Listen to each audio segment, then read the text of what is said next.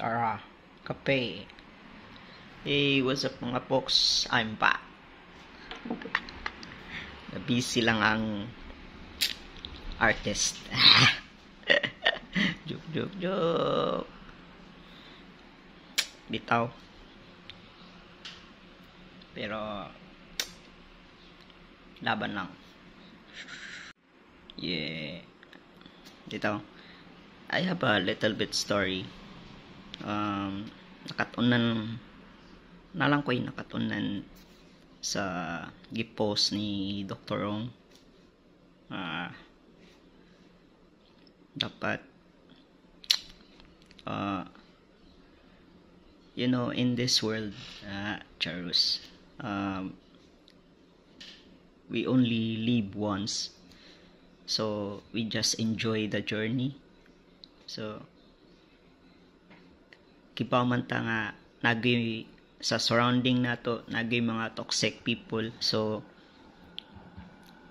di na nato sila tagdon. I know, bisag unsa ka perfect nimo, nagay sila masulti nga bati sa imo ha. So you just go forward and cover your ears. Di ninyo sila paminawon kay makakos og depressed og anxiety. Nakasuway po ko na sa una, pero akong gibuhat kay ako ra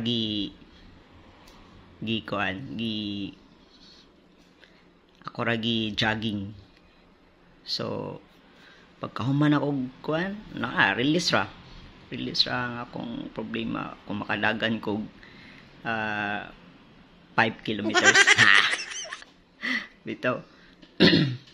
so iya man yung gidibdib sa mga feedback sa mga bad people. So in this world is like balance.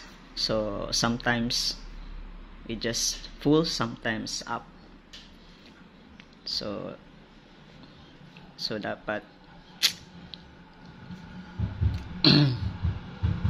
padayon, dili man daot, padayon.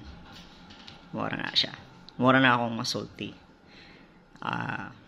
Based of my experience, og napo ko'y nakatunan ni Dr. Ong. Anxiety is not a joke. Ang uban magiko gani ang uban. So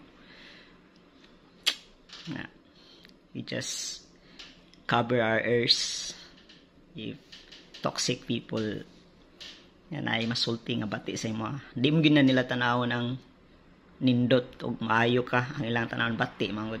So patay mahimo nga mo na ilang role diri sa kalibutan nga manaot. So go forward, enjoy this life. Kay usara tong kinabuhi.